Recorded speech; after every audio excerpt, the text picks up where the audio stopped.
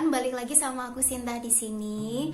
Di video kali ini aku akan lanjutin dari part pertama yang kemarin membahas tentang 10 kampus terbaik di Thailand. Di video kali ini akan lebih spesifik ke KMUTT atau King Mongkut University of Technology Thonburi. Oke, di video kali ini aku akan kasih tahu kalian dokumen-dokumen apa sih yang diperlukan untuk bisa apply di KMUTT dan bagaimana cara apply scholarship di KMUTT. Jadi, untuk bisa daftar di KMUTT itu syarat yang kita perlukan yang pertama, kita tuh harus punya ijazah gitu. Tapi kalau kalian belum punya ijazah, bisa diganti sama surat keterangan lulus gitu. Asalkan punya surat keterangan lulus, itu kalian bisa daftar di KMUTT.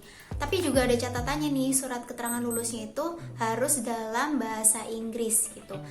Terus yang kedua, kita itu butuh transkrip nilai gitu. Kalian bisa pakai transkrip sementara kalau misalkan belum punya transkrip yang asli. Biasanya kan transkrip yang asli itu keluarnya bareng sama ijazah setelah kita wisuda. Tapi kalau kalian belum punya, kalian itu bisa pakai transkrip sementara. Dan keduanya ini harus berbahasa Inggris gitu. Dan bahasa Inggrisnya itu kalau bisa diterjemahkan oleh penerjemah yang tersumpah gitu, untuk lebih validnya kayak gitu. Kenapa sih disebut sebagai penerjemah tersumpah? Karena mereka itu di bawah naungan lembaga pendidikan. Misalnya kayak di kampusku. Di kampusku tuh kebetulan ada jurusan sastra Inggris dan sastra Arab, dan mereka tuh punya gedung sendiri namanya Pusat Bahasa. Nah, mereka tuh berwenang untuk jadi translator untuk bahasa Arab dan bahasa Inggris. Jadi kan resmi gitu karena di bawah lembaga pendidikan. Dan yang ketiga itu adalah motivation letter. Nah, surat ini atau berkas ini itu dibuat oleh kalian sendiri gitu.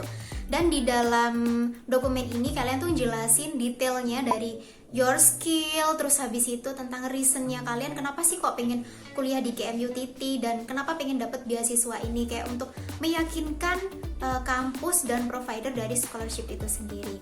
Nah, biasanya untuk motivation letter ini cukup 1 lembar aja, biasanya kayak gitu. Dan persyaratan yang keempat itu adalah proposal.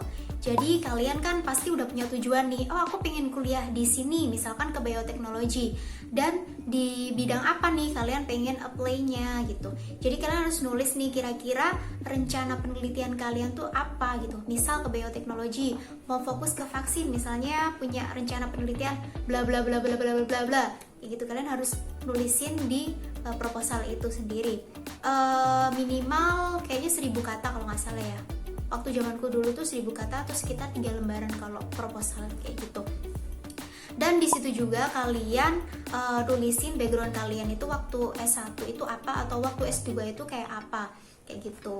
Terus syarat selanjutnya itu adalah pas foto 3x4. Nanti kalian ngasih pas fotonya itu pas waktu daftar secara online kan, nanti tuh ada websitenya itu, jadi apply gitu secara online, kalian ngisi biodata kalian terus nyantumin foto juga kayak gitu.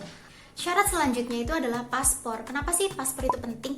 Karena dia juga akan dibutuhkan waktu kalian buat visa kayak gitu. Jadi buat paspor itu kalau bisa pas waktu pendaftaran, jadi mau daftar ke MUTT, kalian sambil ngurusin berkas-berkas lainnya seperti transkrip, terus habis itu SKL atau ijazah, dan motivation letter atau proposalnya itu kalian juga sambil membuat paspor kayak gitu.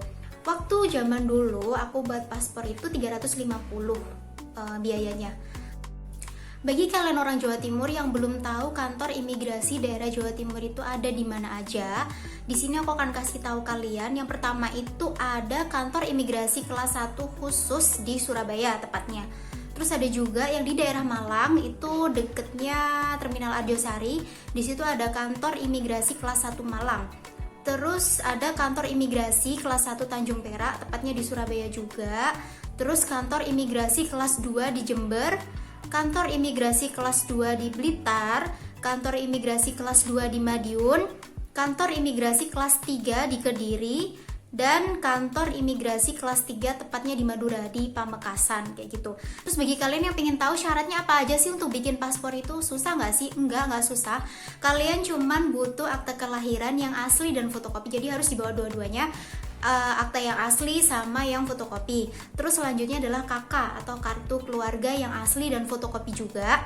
Terus buku nikah orang tua jika menyertakan anak, tapi kalau nggak ada ya nggak usah kayak gitu. Terus jangan lupa juga bawa materai yang 6.000, karena di sini kan nggak dituliskan nih materainya berapa, tapi ketika kita udah nyampe di kantor imigrasi mereka juga minta Dan untuk proses pembuatan paspor itu lamanya adalah 3 hari kerja. Misalkan kalian buat hari Jumat, kan hari Jumat, Sabtu Minggu kan tutup nih, berarti dihitung hari kerja Jumat, Senin, Selasa, bisa jadi Selasa atau Rabu ngambilnya. Dan bayarnya itu 350 dan dibayarkan di bank.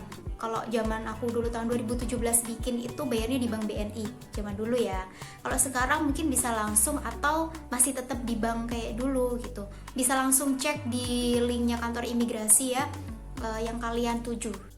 Nah, syarat selanjutnya kita itu harus bikin visa. Kapan kita harus bikin visa? Visa itu kita buat setelah kita itu dapat LOE atau surat keterangan kalau kita itu diterima oleh KMUTT di jurusan ini dengan jenis beasiswa ini. Biasanya LOE itu bakalan dapat 1 bulan atau 2 bulan setelah kita itu daftar gitu, atau bisa juga lebih lama daripada itu gitu. Makanya kalian harus mempersiapkan pendaftaran ke MUTT itu jauh-jauh hari sebelum deadline gitu, karena banyak banget dokumen yang harus kita urusin kayak gitu. Kak, syarat bikin visa tuh apa aja sih? Jadi syarat untuk bikin visa itu yang pertama kalian harus bawa LOE yang asli. Jadi kan LOE kalian nanti bakal dikirim ke rumah kan sama pihak MUTT. Nah itu dibawa, jangan lupa yang asli dibawa, nggak boleh fotokopian. Terus habis itu juga harus punya SKCK. Jadi surat keterangan catatan dari kepolisian. Nah itu dari Polda ya, dari Polda setempat. Dulu zamanku tahun 2017 kita itu bikin SKCK tuh harus ke Mabes Polri, harus ke Jakarta dulu. Tapi kalau untuk sekarang semuanya udah dirubah karena kan kasihan ya, jauh yang dari Papua, tiketnya 10 juta gitu, bikin SKCK cuma 30.000 kan, kasihan gitu. Jadi mereka merubah, cukup dari Polda aja udah bisa bikin visa dengan SKCK dari Polda. Kalau dulu enggak.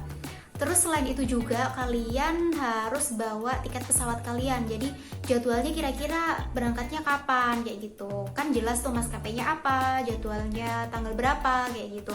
Terus juga jangan lupa bawa foto, pas foto ukuran 3x4 sama 4x6 yang gede. Itu masing-masing 2 lembar. Dan biaya untuk pembuatan visa itu 1.120.000 untuk non-imigran visa atau visa untuk studi kayak gitu. Beda lagi kalau untuk turis dan sebagainya itu beda-beda lagi. Terus syarat selanjutnya itu kita juga harus kasih VT kita. Jadi isinya tuh tentang riwayat hidup kalian gitu, riwayat hidup ya, riwayat kalian gitu. Terus habis itu riwayat pendidikan kalian, terus ada pengalaman kerja di mana atau pernah jadi peneliti atau lomba-lomba kayak gitu, secara gambaran besarnya tuh kayak gimana. Itu nggak perlu detail dari SD di mana, nggak perlu kayak gitu. Jadi pendidikan terakhir kalian jadi S1 atau S2 kayak gitu di mana, terus prestasi-prestasi apa aja sih yang udah pernah kalian dapatkan kayak gitu. Terus yang terakhir itu adalah sertifikat bahasa Inggris. Jadi kalau zamanku dulu, meskipun kita ngasih TOEFL yang ITP, mereka itu nggak nerima gitu, kecuali kalau mereka kalau kalian itu tes sendiri dari KMUTT gitu ya. Kalau misalkan kalian nggak punya IELTS atau IBT TOEFL-nya itu, kalian bisa ngambil kelas bahasa Inggris. Untuk kelas yang internasional, kalian itu harus ngambil kelas bahasa Inggris selama 1 semester. Kalau untuk yang kelas reguler, kalian itu harus ngambil kelas bahasa Inggris selama 2 semester.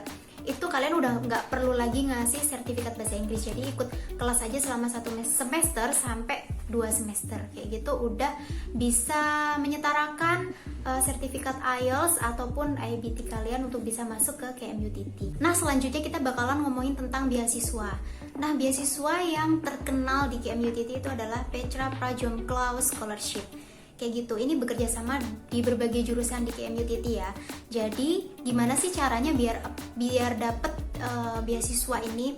Nah setelah kalian buka websitenya dari masing-masing jurusan yang pengen kalian tuju, misalnya kayak di bioteknologi gitu, di situ kan pasti ada nama-nama dosen-dosen yang ngajar di bioteknologi itu apa aja, dan risetnya itu yang beliau expert itu di ranah apa aja, dan sekalian di situ pasti ada emailnya beliau.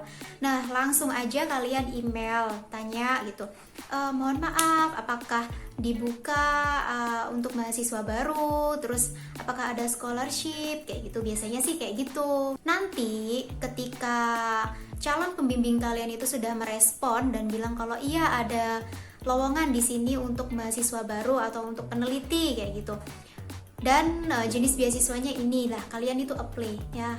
ya Bu, Pak, saya mau daftar di jurusan ini, background saya tuh kayak gini-gini. Ya pendekatan gitulah sama calon pembimbing kalian yang kalian pengenin kayak gitu.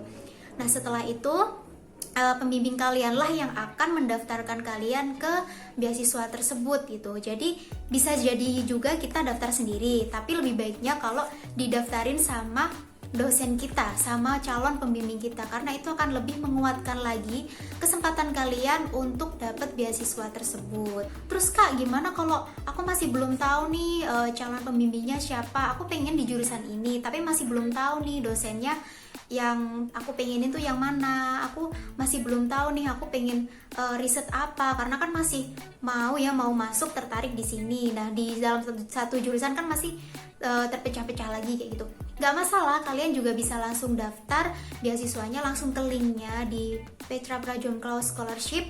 Di situ nanti aku cantumin juga linknya untuk bisa langsung apply beasiswa kayak gitu. Selanjutnya, nilai minimal IPK untuk pendaftaran S2 dan S3. Kalau untuk S2 minimalnya itu 3,25 IPK-nya dari undergrad ya, kalau mau ke S2. Dan dari S2 mau ke S3 atau doctoral degree, kalian itu minimal harus punya IPK 3,5 kayak gitu teman-teman. Kalau misalkan kurang pun yang penting kalian punya publikasinya banyak gitu, meskipun IPK-nya kurang dari 3,5, misalnya 3,25, tapi publikasinya banyak, bisa jadi dipertimbangkan juga oleh calon pembimbing kalian gitu. Jadi banyak berusaha dan berdoa untuk bisa dapat beasiswa. Cari beasiswa itu gampang banget teman-teman, yang penting kalian tuh usaha gitu, usaha mencari informasi sebanyak-banyaknya, terus berdoa yang banyak juga kayak gitu. Karena kan penuntut ilmu ya pasti Allah ngizinin kok, Tuhan pasti ngizinin kalian untuk menuntut ilmu, kan itu hal yang baik kayak gitu, pasti dimudahkan kayak gitu. Nah itu tadi teman-teman informasi mengenai syarat-syarat apa aja yang harus dipenuhi sebelum mendaftar di KMUTT dan bagaimana cara mendapatkan beasiswa di KMUTT. Dan lebih baik lagi ya, kalau ini pengalaman, kalau kampus kalian itu punya MOU, punya kerjasama dengan KMUTT, nah itu lebih mudah lagi untuk dapat beasiswa gitu. Kayak ya udah tinggal dosennya ngomong ada mahasiswa, tapi kalian harus ini juga memenuhi standarnya KMUTT dari backgroundnya, terus habis itu nilai dan sebagainya itu harus memenuhi syarat juga. Nggak cuman yang aku pengen kuliah di sana mau daftar, nggak cuman yang kayak gitu, tetap harus belajar, semangat, dan jangan pernah putus asa. Kalau misalkan gagal, coba lagi, suatu saat Allah pasti kasih kok kayak gitu kan. Maunya menuntut ilmu ya pasti dimudahkan gitu. Percaya deh sama aku. Pesanku buat teman-teman semuanya, jangan mudah menyerah. Kesempatan itu nggak datang 2 kali, jadi kalian harus coba setiap kali ada kesempatan, beasiswa manapun, LPDP, entah itu beasiswa Jepang, pokoknya beasiswa apapun kalian harus coba ya, siapa tahu kan rezeki gitu. Oke, sekian dulu video dari aku. Kalau kalian suka sama video ini silahkan like, terus komen juga kalau kalian ada pertanyaan yang kurang jelas, nanti aku bisa bales komen kalian gitu. Terus jangan lupa untuk dukung aku dengan cara subscribe dan share ke semua sosial media kalian. See you on my next video. Bye bye.